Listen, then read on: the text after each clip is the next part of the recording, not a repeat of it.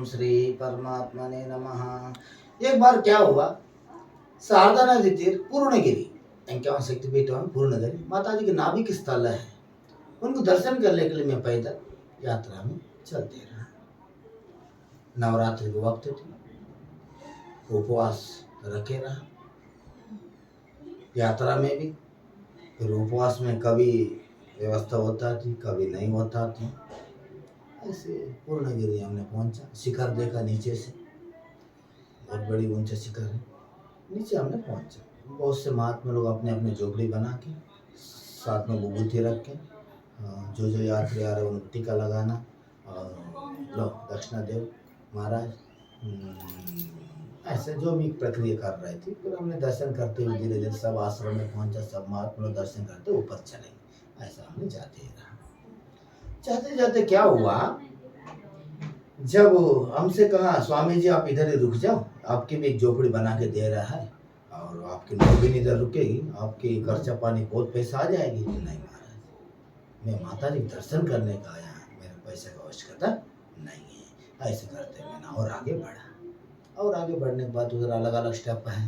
माता जी पहाड़ी के जाने के पहले कोई झूठा मंदिर है और दत्तात्रेय जी मंदिर है, ऐसे ऊपर चलना होता है। जैसे हमने दर्शन करते हुए एक मंदिर के पास एक ही दिन चलने कोई जरूरत नहीं थी। हमने बोला आश्रम माने पूर्णगिरी माता जी आ गए। मैं पहले जानना चाह रहा थी पूर्णगिरी माता जी की रहस्य क्या है और पूर्णगिरी मंदिर की रहस्य क्या है, मैं जानना चाह रही थी।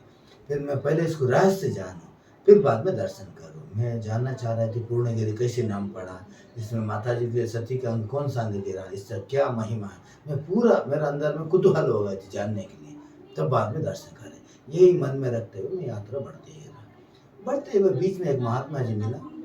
स्वामी जी आप बताइए पूर्णगिरी माता जी में ऐसा क्या विशेषता है, दर्शन करना है। जब इनने कहा, स्वामी जी सन्यासी महात्मा जी जो यात्री आता है दुर्गा जी की मूर्ति वो दर्शन करके निकल जाता है। जिसकी ज्ञात है, जो पंडा सामने बैठे रहता है, एक बोरी बिछाया हुआ है, वो बोरी के नीचे माता जी के नाभिक स्थल है, कुंड ऐसी उसके अंदर नाभिक स्थल है। वो सबको दर्शन नहीं देते हैं और जब आप स्मृति कराएगी तभी दर्शन देगी, ऐसा ही कहता है।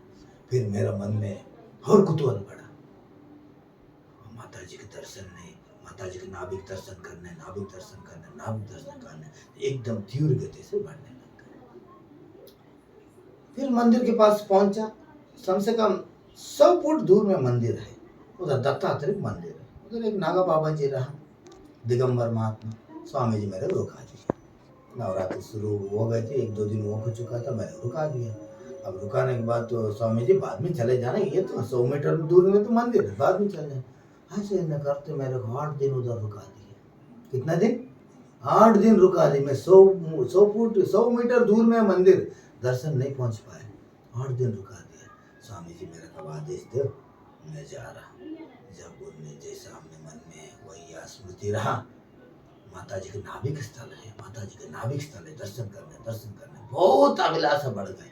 जैसे हमने पहुंचा 50 फुट दूर और नजदीक जैसे गर्भगुड़ी पहुंच रहे हैं, बहुत भीड़ लगे रहा। मैं भी भीड़ में खड़े रहा। अचानक स्मेल आ गया, कोई दारू पिया हुआ, अति से अति। मैं इसकी गंध के कारण मैं उधर खड़ा भी नहीं हो पा रहा। वो गंध इतनी हो रहा है, खड़ा भी नहीं हो पा रहा उधर। साथ में लेडी पुलिस भी बगल में, पुलिस पुलिस भी है बगल में, लेडीज भी है। क्योंकि नेपाल के बॉर्डर है, नेपाल लोग ज़्यादा आता है उधर। शारदा नदी किनारे उस तक पर नेपाल है, इस तक पर अपने भारत है। नेपाल लोग बहुत से आता है। आने के बाद तो मैंने कह दिया किसी ने मदपान किया हुआ है, दारू पिया हुआ है, और किसी ने मेरे ऊपर ही कहा दिया बाबा जी पिया, फिर क्या करेंगे। स्त्री है, पुरुष है, छोटी लड़की, कन्या और सभी लोग उधर खड़ा है। किसी के भी नाक बंद कोई नहीं कर रहा है। लेकिन मेरे से इतनी वॉमिट होने की हो रहा है, बहुत घिना हो रहा है और मेरे से खड़ा हो ही नहीं जा रहा है, इतनी स्मेल हो रहा है। लेकिन मैंने सबको देखा, किसी को स्मेल आ रहा, मेरे क्या आ रहेगा। मेरे सवाल उठा अंदर। मैं उनसे कहूँ किसी ने दारू पी के आया हुआ कहूँ, अरे किसी ने तुम्हारे ऊपर ही कहा बाबा तुम्हें पिया हो, फिर तुम क्या करेंगे।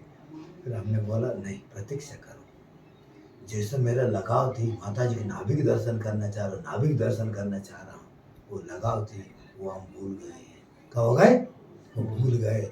वो दिमाग, वो स्मृति अटके, ये विचार आ गए कौन दारू पिया हुआ, कौन दारू पिया हुआ, कौन दारू पिया हुआ, ये रटने लगा। जब मेरे के एकदम स्मृति आ गए, किसी को बास नहीं आ रहा है, हजारों लोग हैं, मेरे के क्यों ज्यादा बास आ रहा है? माता जी मेरे परीक्षा करना चाह रहा है, नहीं आने दो बास, कितने आने दो, मैं ऐसे खड़े रहेंगे। जैसा हम एक पग एक पग एक पग, जैसे दरवाजा की जो घर में जो माता जी मंदिर में एंट्रेंस जैसे पाँव धरा, कोई ना दारू की बास है ना कुछ गंदी की बास, कुछ नहीं।